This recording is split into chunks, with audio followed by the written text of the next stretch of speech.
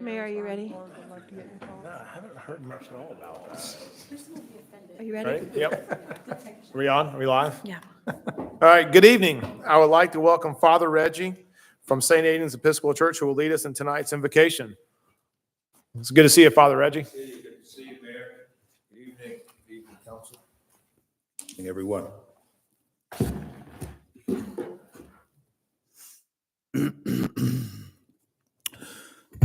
The Lord be with you. And also with you. Let us pray. Heavenly Father, in your word, you've given us a vision of that holy city to which the nations of the world bring their glory. Behold and visit, we pray, the cities of the earth. Renew the ties of mutual regard which form our civic life. Send us honest and able leaders. Enable us to eliminate poverty, prejudice, and oppression, that peace may prevail with righteousness and justice with order, and that men and women from different cultures and with differing talents may find with one another the fulfillment of their humanity. Through Jesus Christ our Lord. Amen. Amen. Thank you. Thank you. I would like to call the regular meeting of the Milton City Council for Monday, March 3rd, 2025 to order. The city encourages you to review tonight's agenda carefully. Each citizen who chooses to participate in public comment must complete a comment card and submit it to the city clerk prior to the agenda item being called. While the Milton rules allow a speaker to turn in their comment card up until the clerk calls the agenda item, once the agenda item is called, no more comment cards can be accepted. Will the city clerk please call the roll and make general announcements? Good evening, Mayor and Council. I'll be happy to call roll for the March 3rd, 2025 regular City Council meeting. I would like to remind those in attendance to please silence all cell phones at this time. As the mayor mentioned, if you would like to make a public comment, you are required to complete a public comment card prior to the agenda item being called. If you're representing an organization, a notarized affidavit is required stating you have the authority to speak on behalf of that organization. Please review tonight's agenda. If you would like to make a comment, please bring your cards to me now. Demonstration of any sort within the chamber is prohibited. Please refrain from any applause, cheering, booing, outburst, or dialogue with any person speaking. Anyone in violation will be asked to leave. Mayor and Council, as I call roll this evening, please confirm your attendance. Mayor Peyton Jamison. Here. Councilmember Juliet Johnson. Here. Councilmember Carol Cookerly. Here. And Councilmember Phil Crammer. Here. For the record, Councilmember Doug Haney is running late. Council members Andrea Veerhoff and Jan Jacobus are absent. Mayor, you do have a quorum. Would everyone please rise for the Pledge of Allegiance? I pledge allegiance to the flag of the United States of America and to the republic for which it stands, one nation, under God, indivisible, with liberty and justice for all. And next is approval of the meeting agenda. Council, I would like to add an executive session to discuss personnel, land acquisition, and litigation. Do I have a motion? Make a motion to approve the agenda as proposed. Second. Okay, a motion from Councilmember Cranmer and a second from Councilmember Cookerly to approve the agenda with the added executive session. We're going to go old school tonight. Please, we have a little technology issues. So all in favor, please say aye. Aye. Any opposed? That is unanimous.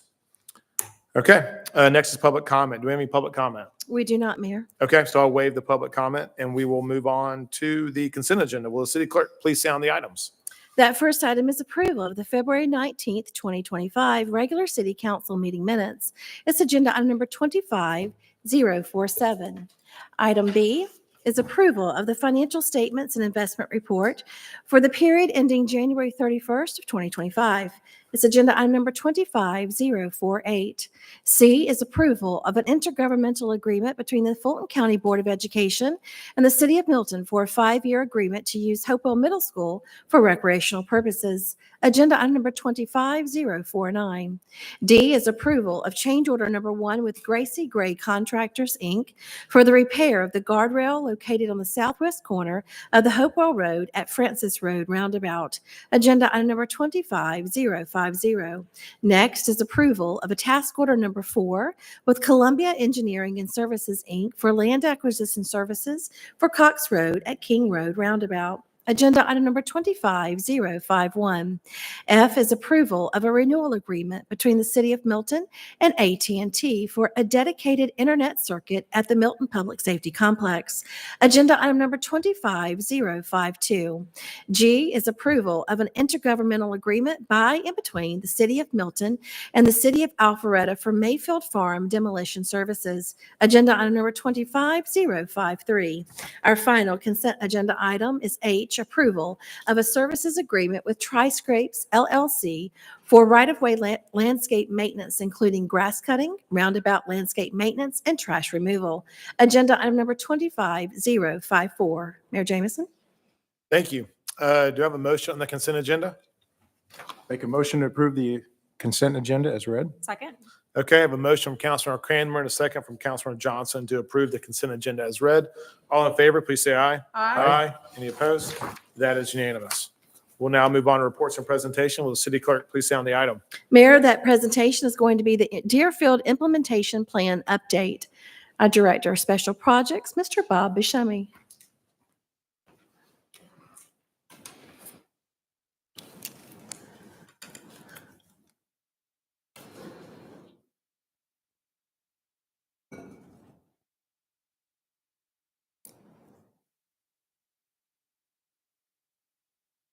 Good evening, Mayor, Council.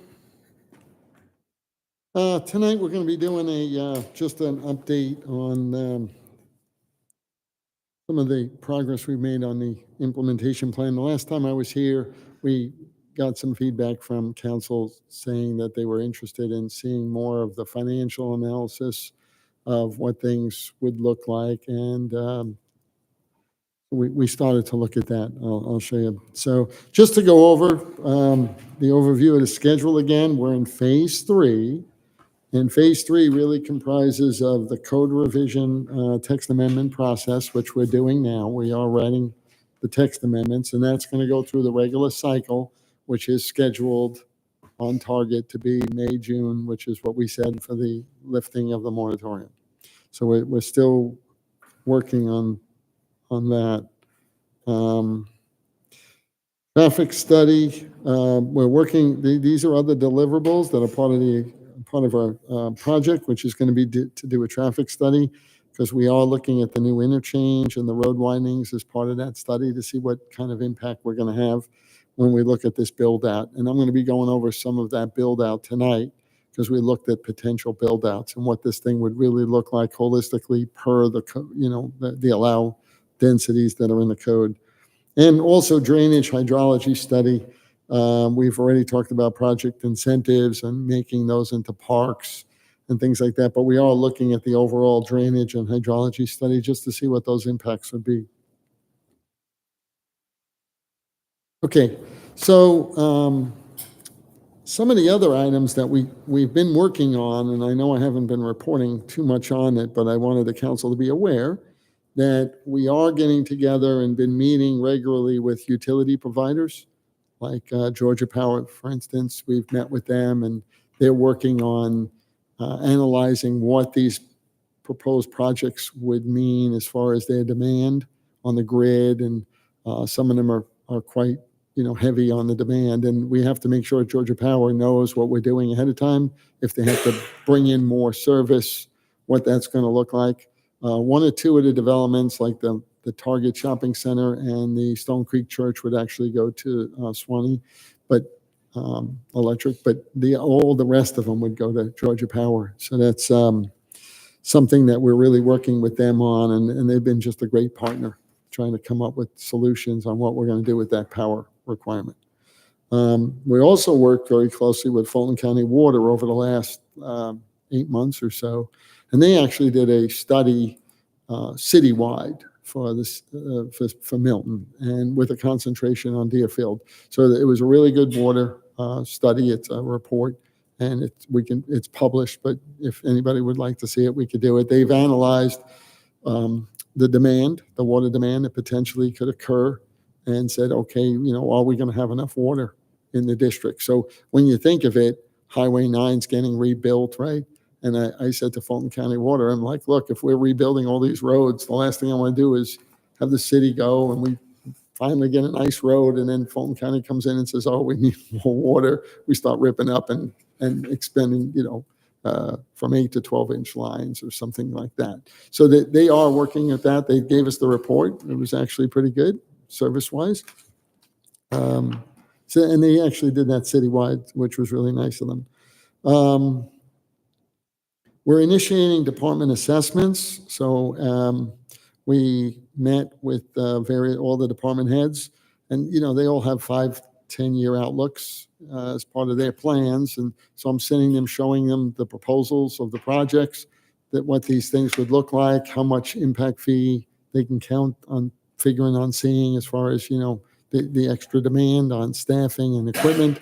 So I'll show you that tonight a little bit, but the department heads are putting it all together. And once we get that compiled, we'll come back in front of you with each department head giving a report on what they think this would be.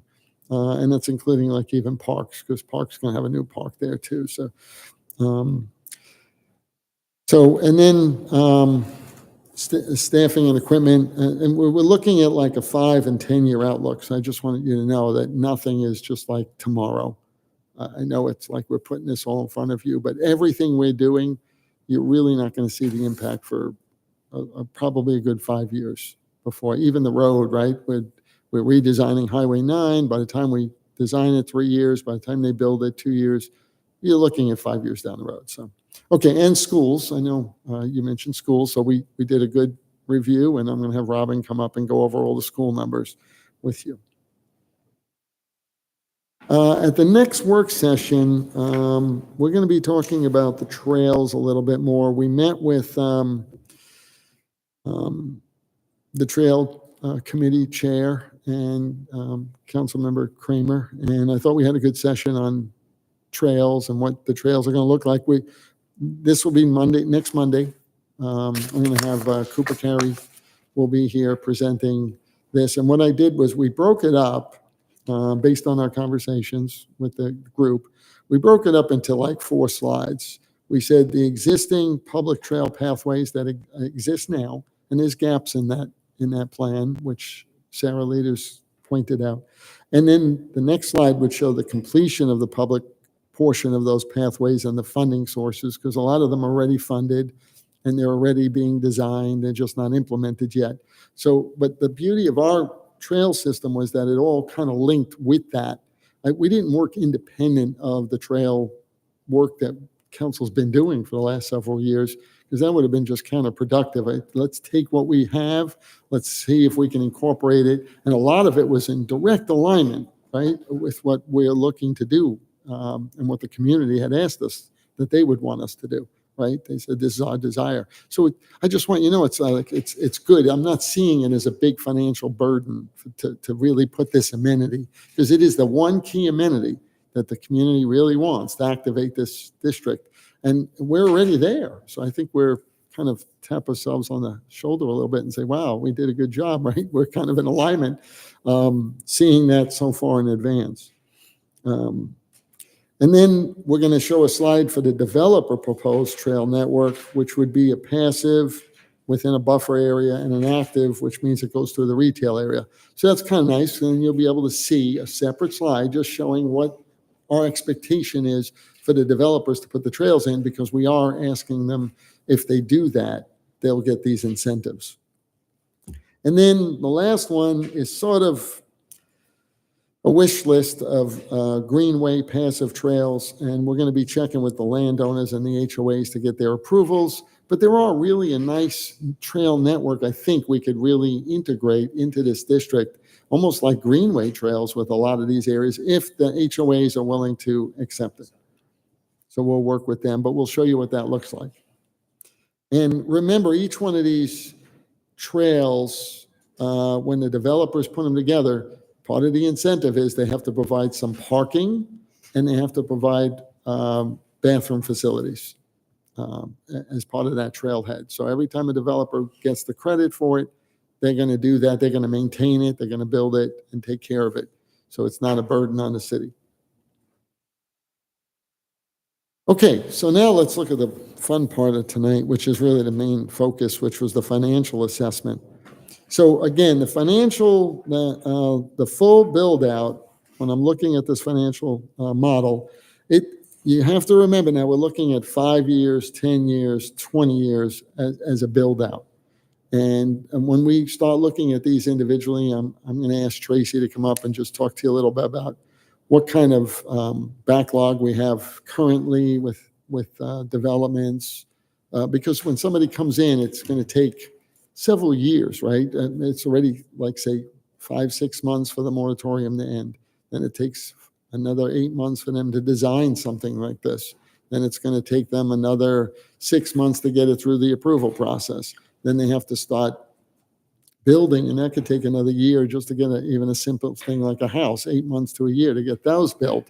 So we're really looking minimum at 3 to 5 years for any of this impact. But it goes beyond that because we have a lot here. So these are the summations, and then I'm going to go through one by one. But the number of residential units right now, the way we have it structured, is we can get 1,786 residential units in this district. That's what people are entitled to. So it sounds like a whole lot, but I think when it's over a whole district, and so that's what that number is coming out to. Square footage of commercial is 874,000, almost 500.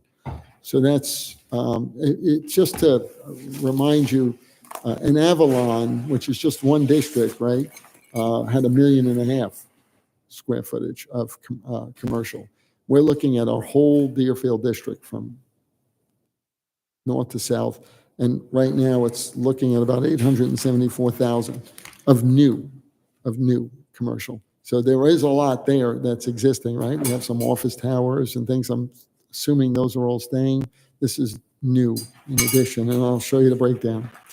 The cost of construction, which is important because, our taxes would be predicated on the value of what these things are.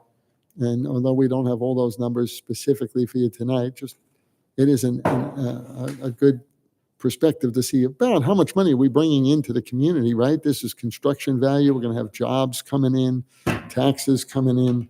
So just to give you an idea, this is all, again, as of right construction. The cost would be about $1,364,000,000 of total construction value. So when we looked at the permit fee generation over that amount of money for the individual breakdowns, it's coming out to about $6.8 million.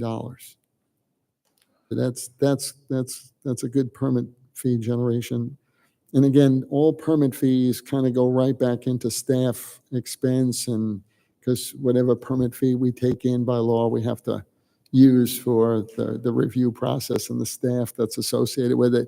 So it's not like that money would be, taken. You can't use that particular permit fee just for anything, but it would go into the cost of what it's going to take for staff, which is important to see. The total impact fees, our estimate right now is about $23.3 million worth of impact fees. And we broke that down into per use, like, all the categories. So you can kind of get an idea, because I think the impact fees, we are putting a lot into this district, but there's also going to be a lot of revenue, I think, that's going to be returned to the city as a part of that. That's going to help us with, the expansion of what this is going to end up taking, right? Extra equipment, extra staff. And the real estate tax generation, Bernadette will mention a little bit on that, but I think, right now we're just kind of putting that together. I don't know if you want to. Yeah. We are working on some assumptions that we have. Right now, what we have is the construction costs. So we've been basing the fair market value off of those costs of construction, knowing that that can be a little different from what the fair market value ends up being, but that's where we're our starting point. We've also added the average personal property values for commercial based on historic trends. We've looked at homestead exemptions based on historic trends. And what we're looking at based on the numbers that Bob's team has put together is that the commercial in this area will match what our current commercial is today. So we will be doubling our commercial tax base. So that would if all goes aligned to this plan, we should be able to meet or exceed that 20% commercial when this is all built out. Bernadette, this is based on assumptions of what you think will get developed. I purely took the exact construction cost prepared by the team. So that includes if a garage is built and costs $11 million, that's what they would be taxing us on. We have to find out some more information if that's going to actually be one for one, how that would work. Right. Also, we looked at part of the nuance of what we need to figure out is what would have been captured in our projection already for that area and back that out. Right. So we've had an average growth of about 5% in commercial over the last 3 years, but what percentage of that would have already been assumed for Deerfield that we don't want to add back in? So we're kind of working on some of the finer tuned nuances, but with what the percentages we're seeing, it looks like we'll get close to that 20% number if commercial in the area doubles. And that includes the digest. addition of all the residential that's going to go in there also. right? Correct. We added all in all the residential. So the residential we're seeing here, the value of that was far smaller of an addition to our total residential. I also projected out residential growth throughout the city, but again, that would include the Deerfield area. At what we've been seeing our commercial digest growing at for the last 3 years is what we used. So we looked at all those kinds of different categories. And we That use the current millage residential- rate. We use the current millage rate and kind of things like that, assuming no changes. We know things like that could change as well. So Right. And that residential, Bob, you said is as of current zoning and by right, what correct. could be maximized on those lots today, That's correct. right? Yeah. Okay. With the incentives, I implemented the incentives. Okay. So Are you assuming the all the max- ratios I'm about to show you are, and this is only the 5 or 6 that I analyzed. Now, I will tell you, once this district becomes activated, you're going to see all those little other stores along Highway 9 make improvements, develop, because once this starts really taking off, people coming in, it's just a ripple effect. We didn't go that deep. We didn't dive that deep, but it will have a ripple effect. If you look at, like, in any development, everything around it ultimately just brings itself up naturally because of that development. And you're assuming the maximization of those. Of the densities. Yeah. Yeah, because most people that came in, all the developers that came in said, look, if we're going to buy this and develop all this, we want to max out. Mhm. They were all going for the max. So, and And so that's even- not, And so That- even with them maxing that residential, Bernadette, you're still saying we'll get to the 20% tax base coming from commercial? yeah, again, I just want to be really clear. We're going based on these construction values. I would think that what it costs to build something, the fair market value may be higher. So we're going safest starting point, projecting out growth on the trend that we've been seeing and leaving some of the existing commercial as is. So Bob and I talked about that some of the buildings that are there will remain. So we didn't kind of double up. We just did the additional expectation of new commercial based on what they're looking at in each of these drawings. and this is as of right densities with just the incentives added, not all the TDRs and whatnot. So it's Yeah. just the incentive density that we put in. So the pathway to 20 exists, and that's being conservative.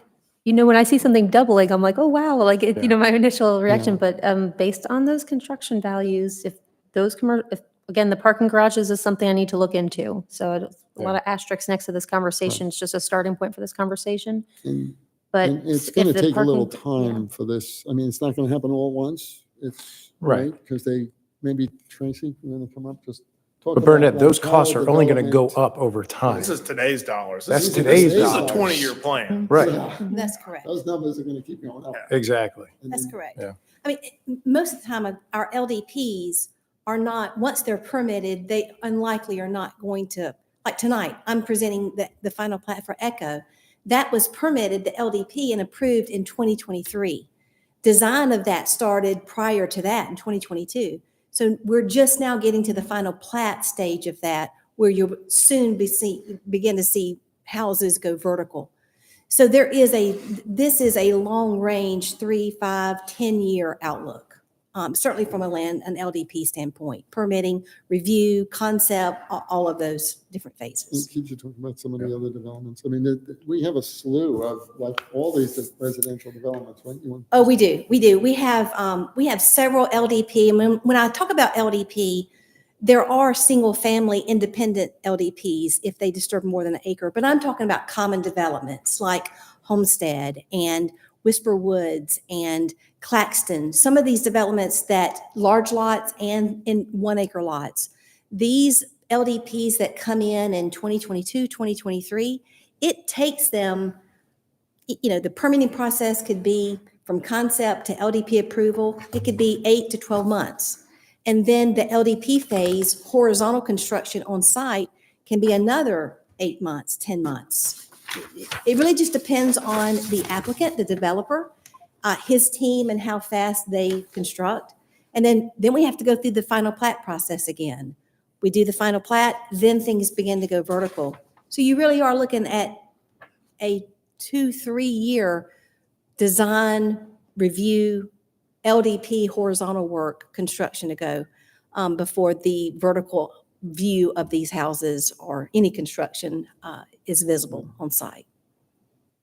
But I think to kind of sum all this up, we've all recognized that Deerfield Highway 9 is our best chance to get to a 20%, if that is our goal, is to make sure we do that right. And what you're suggesting is that even with the allowances going to 70-30 in some of these places, we still have a path to 20%.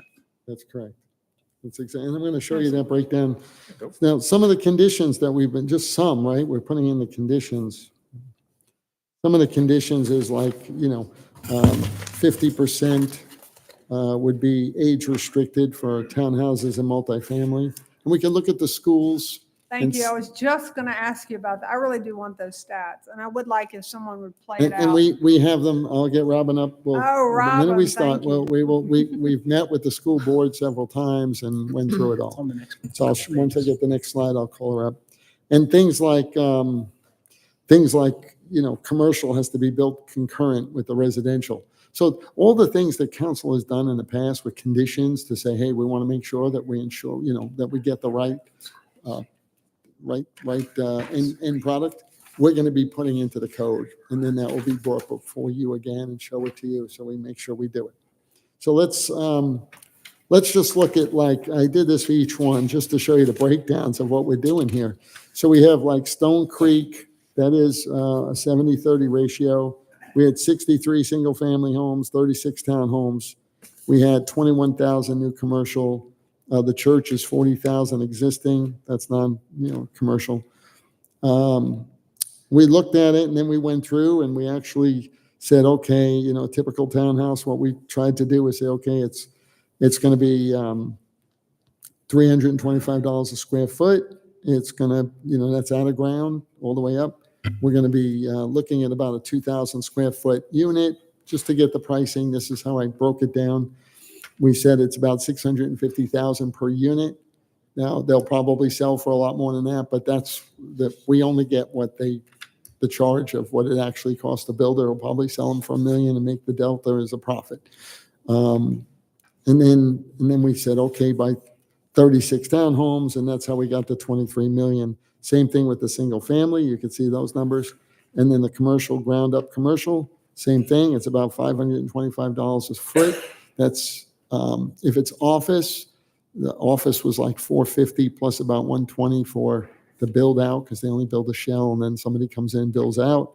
Restaurants are going to be about $525. So on the average, I took $525 by the new 21,000 square foot commercial. That would yield that will end up costing about $21 million. They're not proposing a parking structure, so that's not in there. But the total on this would be about $98 million. Bob, can I add one quick thing? Hmm? Just wanted to add one quick thing. We also made the assumption that for the purposes of this, that anything residential would be considered residential to be conservative once again, even though we were told that some of if it's multi-story and there's a commercial in it, that would be considered commercial. We just said if it's residential on here, it's residential on our projection. And not then- inflate the commercial. Mhm. And then we went through, and at the very end, I have a sheet showing you the breakdown. totals, but like parks, fire, law, road, and admin, and then the grand totals. And then we added all the grand totals, and that's how we got all the money for the impact fees. And again, at the very end of the presentation, I'll show you the breakdown with the summations per department. So I think that's good for the department heads to see about what it would be over the next 5 to 10 years. So now with the schools are very interesting too. So Can I just ask a quick question about the impact I'm sorry. fee? At what point is the impact fee paid? When they start the development or when that townhouse or Well, right house? now, it's either at time of permit or time of C of O. Most people do it at time of C of O.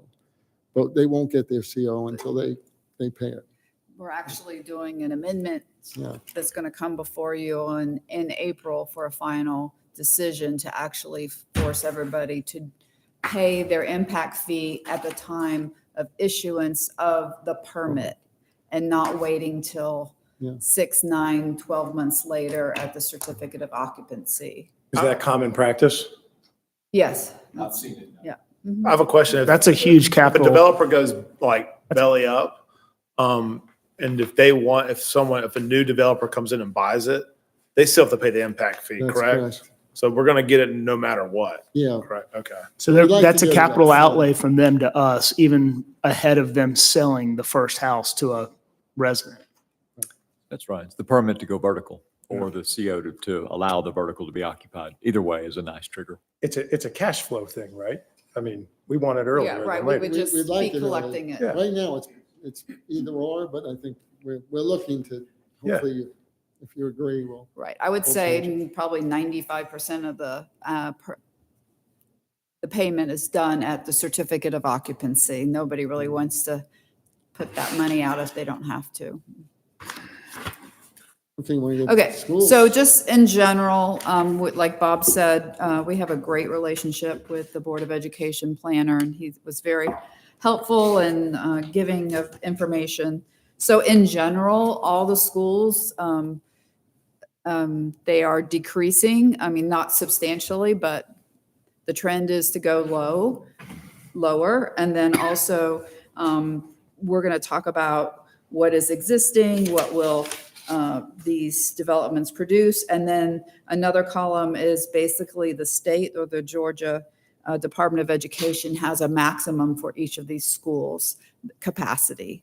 So we'll just look at this one, for instance, for Stone Creek.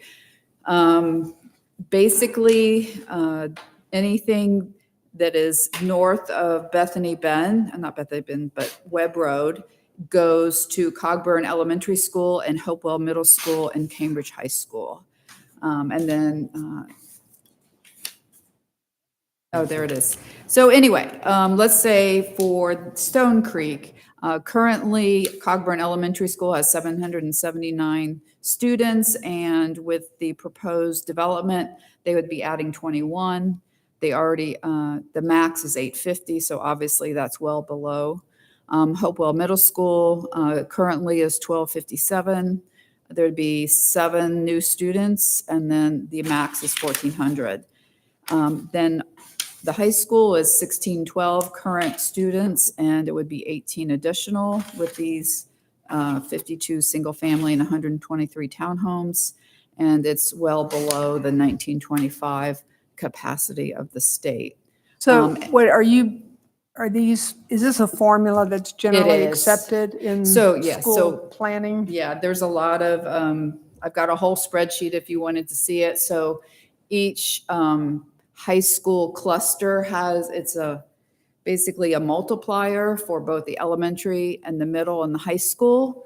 And it does change depending on which high school those feeder schools go to. Very minute, not a lot of difference, but yes, I didn't make these numbers up. These are very like 5 to 6 digit 0.0, blah, blah, blah, blah, blah. It's very specific. Well, this looks good, multiply. except I don't know everything else in that area that might be coming online at the same Well, we time. did it for all of them, so- Well, we did it for all of them, as well as I can send to you the historic and projected enrollments. Obviously, it doesn't take into consideration these projects, but between what you see is what they're projecting without any outliers. Basically, all the schools are staying either substantially below the state capacity. I would say Hopewell Middle School is probably the closest, where it gets to close to the, Well, I'm adding all the numbers up right now, and for Manning Oaks, it'd be like 200 kids over if you have all these developments together. well, different schools are different places, and. I know I looked at the correct Oh, okay, places. okay, right. So for both the elementary schools, they'd be So over, for like like currently- 163 over on Manning Oaks, and then, 6 over for Cogburn. So that would mean a major redistricting. Right, so Cogburn, would definitely, right now, the max is 850, and I think it's at whatever, 788 or 794. So definitely the Cogburn would have an issue. Hembry Springs, so the majority of the developments are going to Hembry Springs and Alpharetta High School, but they still feed into Hopewell Middle School. But for Yeah, ins- Hopewell, the middle schools and the high schools, they could totally take this, but the elementary schools can't. I would agree with that with Cogburn, but Hembry Springs, which 3/4 or like It's 60%. Manning Oaks is what. Yes, you're right. Manning Oaks, I'm sorry. So Manning Oaks is 795 with 850. So yes, you're correct. So what does the county do then? Redistrict or build another They school? Like, would. what are the options there? Yes, they would redistrict if needed. Yes. And at what point do they do that? Like, you don't want to hit 850 and not be prepared. So my guess is they start looking at capacity once they hit a certain threshold, right? Maybe? Yes, I would have to get back to you about what that typical threshold. I don't think that there's been any redistricting in this Deerfield area for a while. Probably maybe. So Well, at least not recently. Okay, but redistricting just means they have to go somewhere. Well, where is Right, that no, somewhere? exactly. They would Well, where is that? redistribute. Where there's capacity. Yes. Well, where is their capacity? Well, what does You that d- I mean? mean- You have to build something, right? Yeah. I mean, you're not going to bus them very far. So where are we going to build?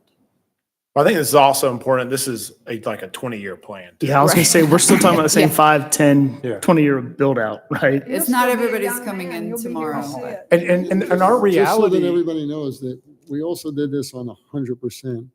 And then we said, okay, if council approves the requirement for the 50% age restricted, right. then it would cut it in half. Oh, yeah. But our reality is these projections are by right. So despite our overall Deerfield plan, which is to make it look and feel and act like Milton, this could be Holcomb Bridge out there for if we did nothing, right? And these capacities would still be there. What do you mean by right? These developments, this residential projections, they could do that today by right. They could do 50, they could start at 50 or keep it at 50/50, but then buy all the RSUs and still have RSUs. You're talking about employer stock. Sorry, that's on Thursday for me. That's what's top of mind. TDRs. TDRs, wrong That's acronym. not- I mean, But they could buy all the TDRs and still get to this level of population, and we'd still have the same problem. And we do don't, we and we don't the have any. TDRs to sell? Do we have the TDRs to sell? Currently, we don't have very many TDRs, maybe Yeah, it's not 5 by or right. 6 This to is a sell. climb for some of them. But look, I'm not trying to be a school downer, but I also don't want to be sitting on the council that junked it up and have a lot of people and then kicking the can down the road where other schools have to be wedged in and, that's, Again, Well, I think like any growing community, right, we've got to be in sync with the county. They've got to Yes. know what projections are. I mean, the entire state of Georgia is growing. This is not unique to just Milton, right? So we just got to it's just plan for where the would future. schools be? Yeah. yeah, But I think the tendency is right now that the family size is shrinking, and in general, the school population is shrinking as well. Obviously, there could be some blips to that, and geographically, like I believe, like way east, Johns Creek is a very booming area where they tend to have right now. They have overcapacity schools right now. But whereas we do not have anything that's overcapacity to the schools that are being fed, and as well that they're below, and so But yes, they do, the Board of Education looks at things very closely, so. But again, it's a 20-year plan. You're assuming 100% occupancy and Right. not 50% age restricted. Correct. So all three of those factors could make these numbers look way more favorable. Yeah, we wanted to show you what it looks like. Worst case without scenario. it, so that when you're reviewing it and saying, should we approve, something like a 50-50 requirement, it's important to see the number, how it, I wanted to give you the worst case, not the best case. But Yeah. let me ask this question. I mean, when we talk about a 20-year plan, it doesn't have to be a 20-year plan. I mean, right? Well, they can get busy on it when they get busy on it. Well, I think part of the issue The is, Verizon property will take a while, but some of these others can move pretty quickly. I mean, Well, that's why I was trying to have Tracy come up and talk to you, because what happens is there's only so much absorption that occurs. And when these, historically, every development that we looked at when I reviewed it with Tracy is, there's a lot there, but like even Stone Creek, I mean, they'll say, okay, we're going to do 63 single-family homes. It might take 3 to 5 years Yeah, before I'm familiar 63 with that, homes yeah. are actually done, because they're not going to want to flood their own market. They try to keep demand, especially if multiple projects are going on. They're going to want to hold back a little bit to keep, demand. so But that they in the keep it 30 place. years I've been here, I've not seen one project take 20 years. That's true. When money is ready. Money's the money. No, it's true. It doesn't take that I kind think of part of the time. issue is like, we currently we've had zero development. It's been stagnant for a decade there. And I think to Councilmember Cranmer's point is we're trying to do something right to make sure we have a look and feel for when that development happens, it's going to be built in the appropriate manner. And this is not going to happen. I mean, I already know just based on stuff that we've done here for over a decade, this takes a long time to implement for sure. Yeah. So. That's what I'm saying. It's probably, it's staged out by the time we get all this in. They've It's the currently same had thing- they've had a lot of this zoning since 2011, I guess. Yeah.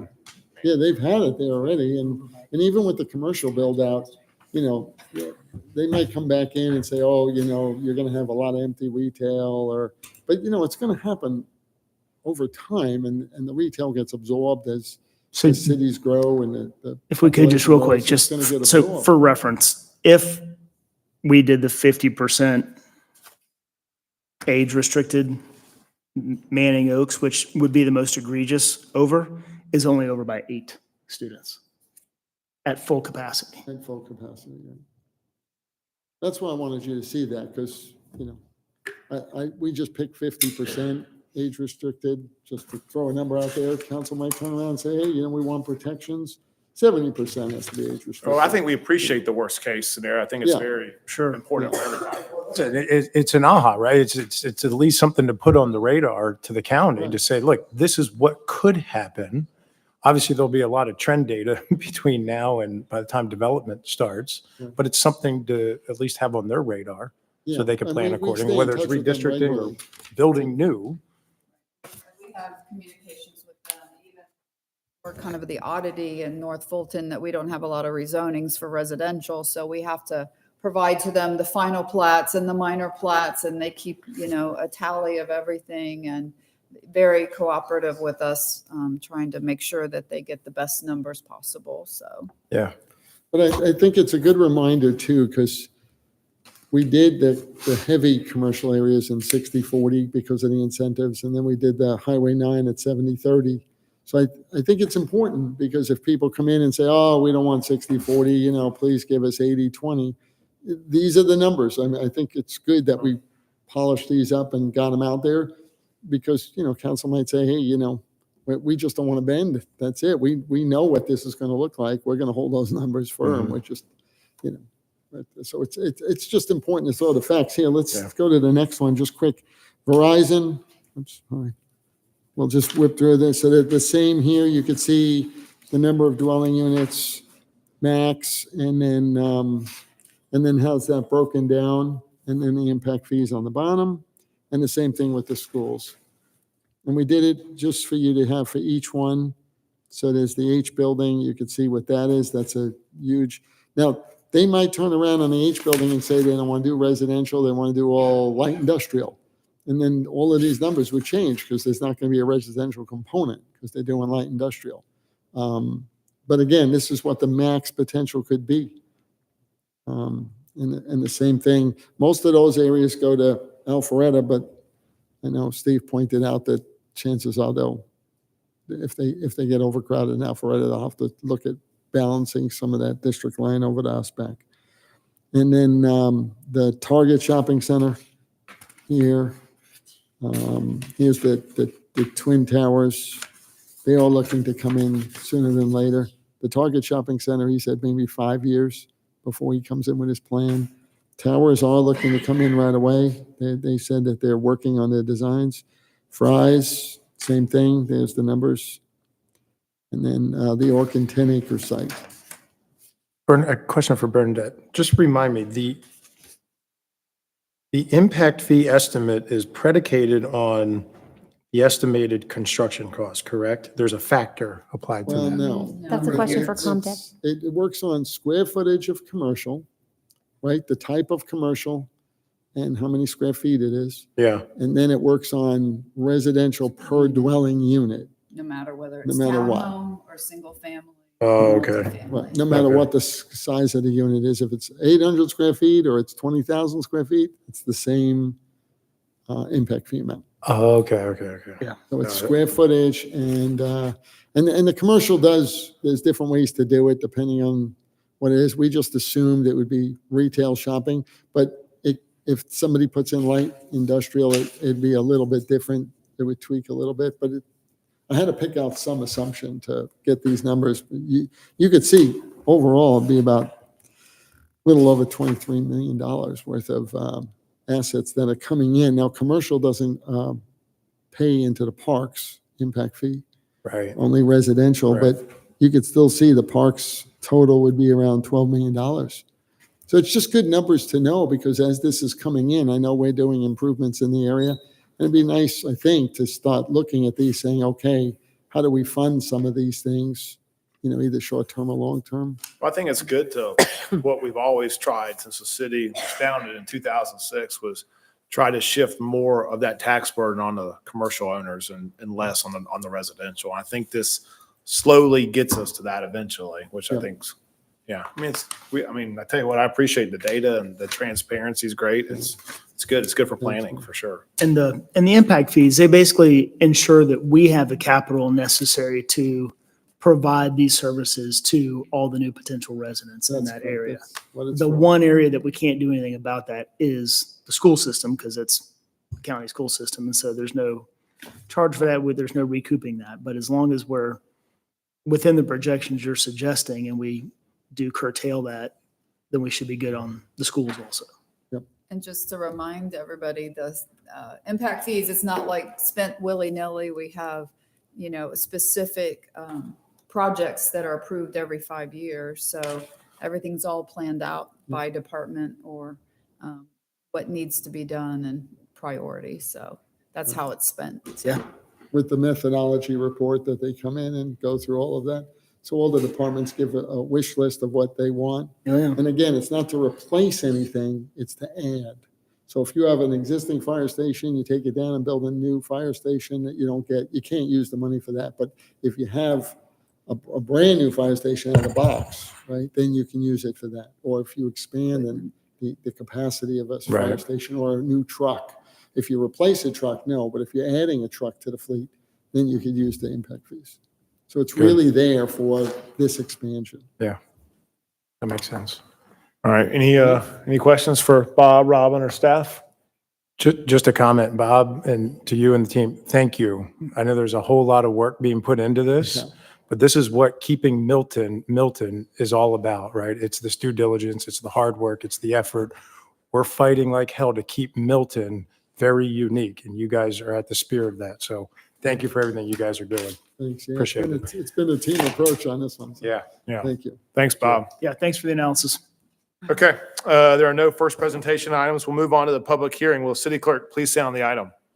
Mayor, that public hearing item is the consideration of the issuance of an alcohol beverage license to Stowe Milton LLC. It's doing business as Your Pie. It's located at 2955 Bethany Benz, Suite 300. It's agenda item number 25055.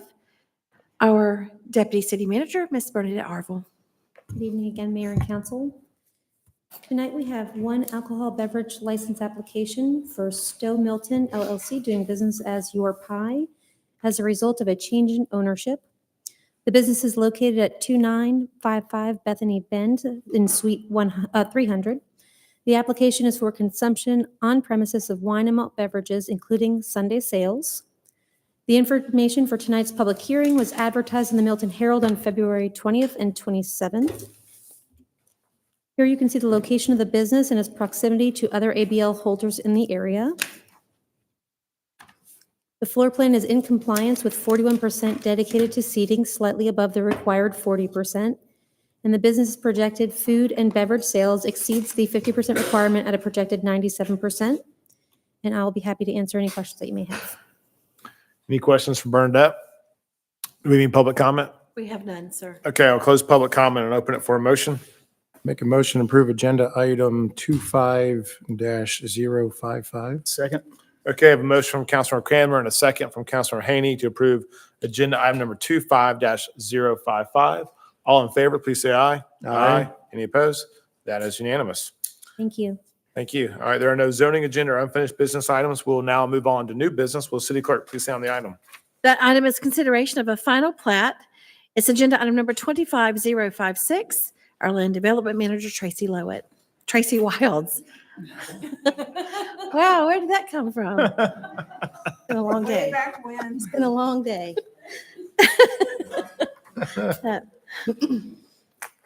Mayor, members of council, tonight I will be presenting the final plat for Echo at Crabapple. A reminder that the location of this development is here on Crabapple, just down the road before you get to Green Road. It's next to Crabapple Crossroads, Waterside, and just south of Heritage at Crabapple. The site plan for Echo at Crabapple, in the upper right-hand corner, you see the overall development. Enlargements in the center so that you can identify the lots more specifically. An overview, Echo is just about 5 acres. There is a total of 23 single-family lots. It is zone T4. So as a reminder, that's 5 units per acre. And it does propose for underground detention. I want to highlight the common areas. We have 2 common areas, one along the frontage of Crabapple Road. And then there are common areas at the rear alleys. These will be rear entry homes. So there will be common areas in that area. And then we have 4 different civic areas. And specific to this development, the civic areas are more interactive instead of passive.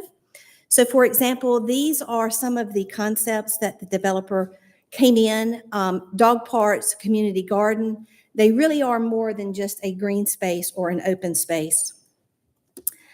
Some other design ideas is for an interactive park, fireplaces, outdoor fire pits, outdoor eating areas. And then the frontage along Crabapple. You can see that the access to the sidewalk along Crabapple has been installed. And they're going to be working on signage here in the next few weeks. I'm going to show you something that you typically don't see in these developments. And I think it's worth seeing specifically on this development. As tight as this property is, the underground detention was documented in photos.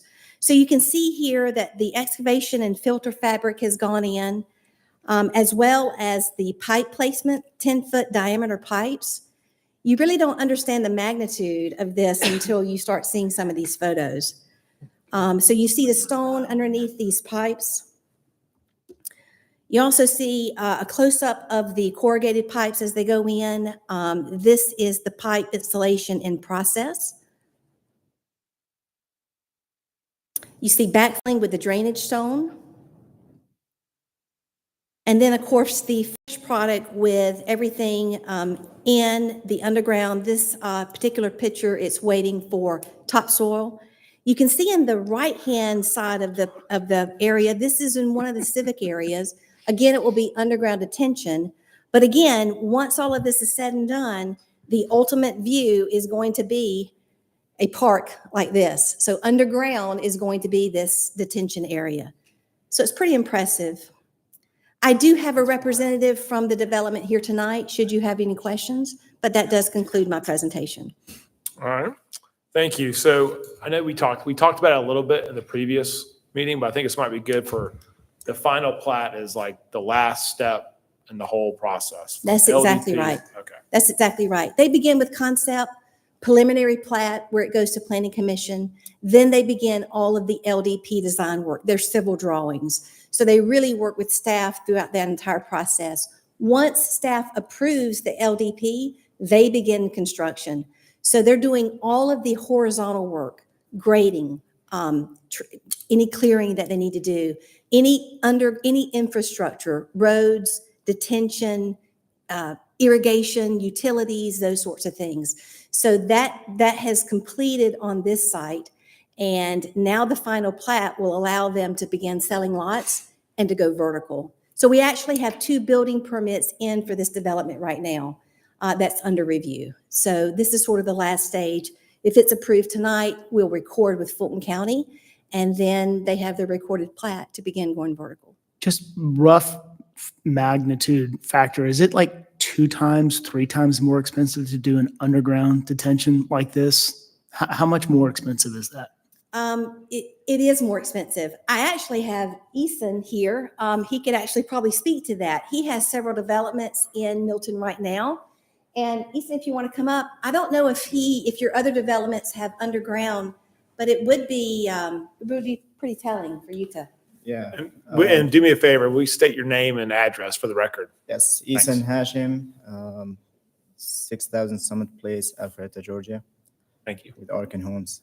It really depends on the design and the capacity, storage capacity. On this site, we didn't have a lot of percolation, so we had to make the detention pond a lot bigger. But yeah, it's 3.5 times almost. 3.5 times as 3.5 expensive. compared to an open ground detention pond. Okay. Thank you. Tracy, just process-wise, this has gone through planning and DRB, or are we the final step, or there's more to it? It has gone through planning and DRB. In Okay. fact, we have seen architectural elevations for this development. Every home is going to be different. They worked closely with staff, with Shuba and with Bob regarding architectural elements. This is going to be a tight neighborhood, so they wanted to make sure that the architectural elements in the houses differed because they were so close together. But we've seen the elevations, and I must say that Arkin Homes has done a great job capturing the Milton-esque look of the architecture that we so enjoy in downtown I Crabapple. got the Bob Buscemi stamp for Of architectural approval. design. Of approval. All right. That's correct. Well, that's good. But yes, that all of that design review has completed. Awesome. Thank Mhm. you. You're welcome. I'll still play the new guy card on that question. Do we have any public comment on this? We do not. Okay, any more questions? I'll close public comment. I'll open it for a motion. Motion for what? To approve or deny the agenda item. Make a motion to approve agenda item 25-056. 25-056. Thank you. Second. Okay, I have a motion from Councilor Kramer and a second from Councilor Johnson to approve agenda item number 25-056. All in favor, please say aye. Aye. Any opposed? That is unanimous. Will City Clerk please say on the next item? Mayor, that concludes the new business, and we're ready for you to Oh, that's move right. on. We removed that. That's right. Okay. Any council have anything to report on? Sorry for being tardy this evening. Was coming back from a trip celebrating my 25th wedding anniversary, so We got a tan. I did get a tan. Yeah. All right, with that, I will ask for a motion to adjourn into executive session to discuss personnel, land acquisition, and litigation. Do I have a motion? Mayor, I'd like to make a motion to adjourn to executive session. Second. Okay, a motion from Councilor Haney, a second from Councilor Johnson to adjourn an executive session. All in favor, please say aye. Aye. Any opposed? Yeah.